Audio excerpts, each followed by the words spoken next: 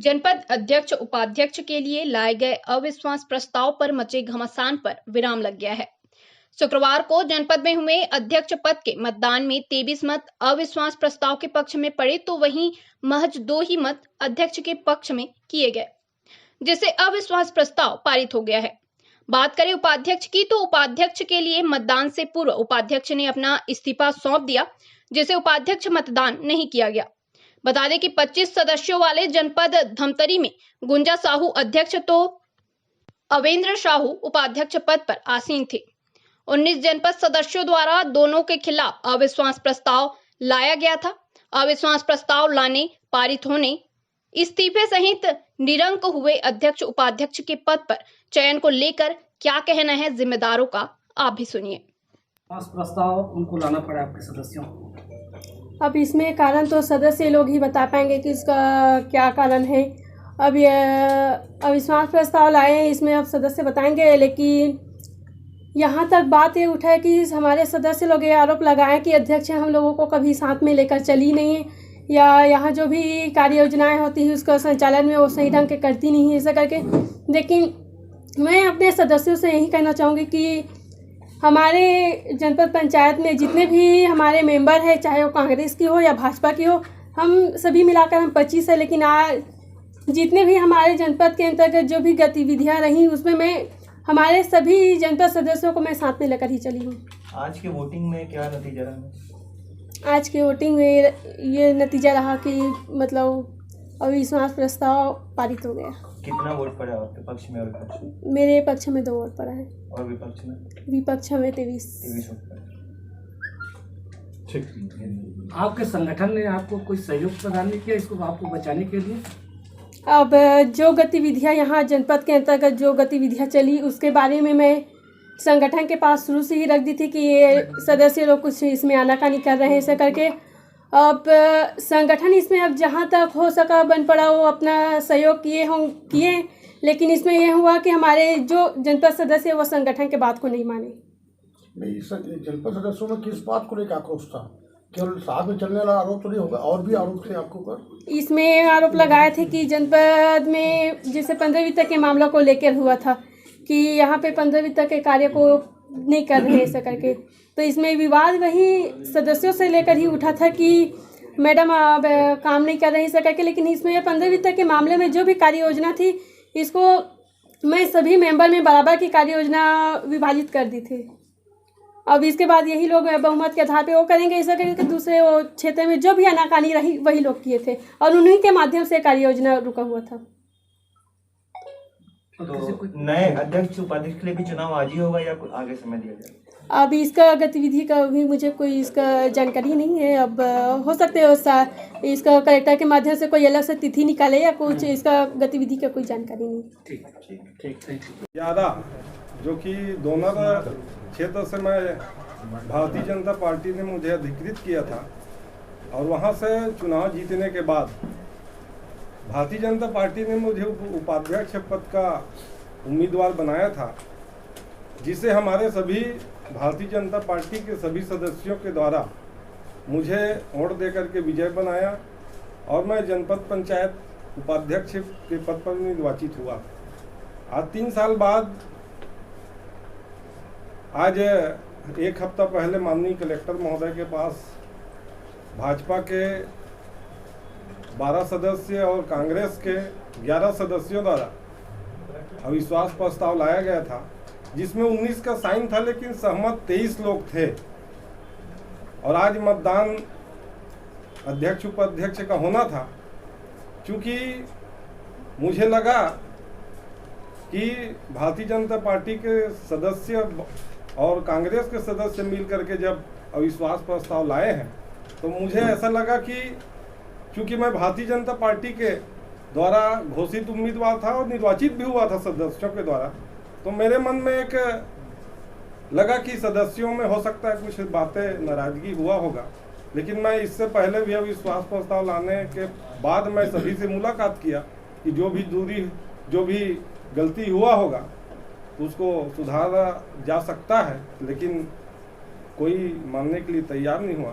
क्योंकि मैं एक भारतीय जनता पार्टी का छोटे से कार्यकर्ता हूँ मुझे लगा कि मेरे इस्तीफा देने से कहीं न कहीं आत्मसम्मान होता है पार्टी का। तो मेरे इस्तीफा देने से मुझे लगा कि भारतीय जनता पार्टी का एक मजबूत संगठन है हमारा संगठन, कहीं न कहीं उनकी पार्टी का प्रतिष्ठा रहता है। तो इस दृष्टिकोण से मैं माननीय कलेक्टर महोदय को आज अपना इस्तीफा दिया हूँ, जिसे स्वीकार भी कर लिया गया है। बड़ा सवाल ये है कि ज़्यादा सदस्य बीजेपी के पास हैं, पार्टी की इसमें क्या भूमिका है? क्या पार्टी की तरफ से सदस्यों को ये व्हिप वगैरह जारी नहीं किया गया कि आपके पक्ष में मतदान करें? देखिए, वो पार्टी सभी सदस्यों से बात किया है, लेकिन ऐसी क्या मामला है जो सदस्यों द्वारा पार्टी के बैठक में नहीं जाना, ये सदस्य लोग ही बता पाएंगे। भाजपा ने बैठक ली थी क्या? बैठक बुलाए थे सभी सदस्यों का, लेकिन सभी 23 लोग मिल करके कहीं अज्ञातवास में चले गए थे, इसलिए उपस्थिति उनकी नहीं हुई होगी। सभी सम्मानित जनपद सदस्यों को यहाँ सम्मान मिला था।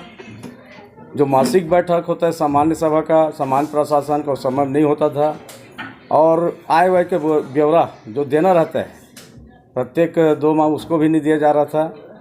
इससे सभी सम्मानित जनपद सदस्य अपने आप को उपेक्षित महसूस कर रहे थे, और अध्यक्ष उपाध्यक्ष 15 की राशि 11 लाख, जनपद निधि का राशि 11 लाख को 6 लाख अध्यक्ष रख लिया था और 5 लाख उपाध्यक्ष रख लिया था। और वो कब प्रस्ताव हुआ, क्या हुआ, ये हमको पता नहीं था। या रजिस्टर में जगह छोड़ के जो पूर्व सीओ थे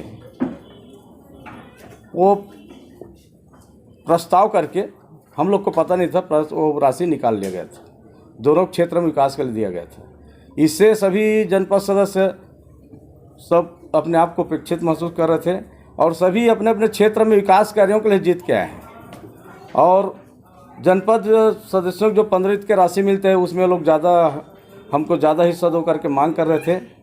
इस कारण हम लोग